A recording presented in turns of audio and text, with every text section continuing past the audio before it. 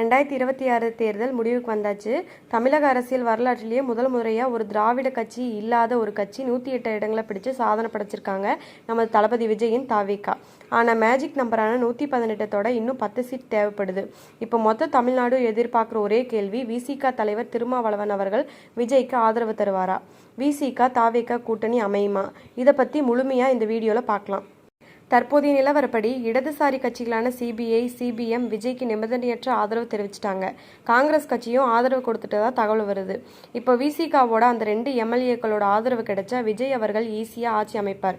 நேற்று இரவு கூட திருமாவளவன் அவர்கள் மு.க. ஸ்டாலின் அவர்களை சந்திச்சு பேசினாரு. ஆனால் இன்னைக்கு காலையில் வந்த தகவல் படி விசிக நிர்வாகிகள் விஜய்க்கு ஆதரவுக்கு தர தயாராக இருக்கிறதா சொல்றாங்க. ஆனால் விசிக சும்மா ஆதரவு கொடுத்துட மாட்டாங்க. அவங்க சில முக்கியமான கோரிக்கைகளை முன்வைக்கிறாங்க. அது என்னன்னா, வெறும் ஆதரவு மட்டும் இல்லாமல் அமைச்சரவையில் விசிகாவுக்கு இடம் வேணும். விசிக தரப்புல இருந்து ஒரு துணை முதலமைச்சர் பதவி வேணும்னு கேட்குறதா பேச்சு அடிபடுது. இது போன்ற கொள்கை ரீதியான கோரிக்கைகளையும் அவங்க வைக்கிறாங்க. இதையெல்லாம் விஜய் அவர்கள் ஏற்றுக்குவாரா? அப்படி ஏற்றுக்கிட்டா இது தமிழக அரசியலில் மிகப்பெரிய மாற்றத்தை உண்டாக்கும்.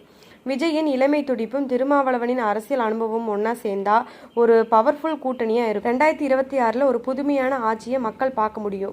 ஆளுநரை சந்திக்க விஜய் தயாராகி வர்ற இந்த நேரத்தில் விசிகாவோட அந்த ஒரு கடிதம் தான் விஜயை முதல்வராக்க போகுது. ஸோ நண்பர்களே, நீங்கள் என்ன நினைக்கிறீங்க? விஜய் விசிக கூட்டணி அமைஞ்சா தமிழ்நாட்டுக்கு நல்லது நடக்குமா? நீங்கள் என்ன நினைக்கிறீங்க? விஜய் விசிக கூட்டணி அமைஞ்சா தமிழ்நாட்டுக்கு நல்லது நடக்குமா? இல்லை விசிக திமுகவே கூடவே இருந்திருக்கணுமா? உங்கள் கருத்தை மட்டும் மறக்காமல் கமெண்ட்ல சொல்லுங்க.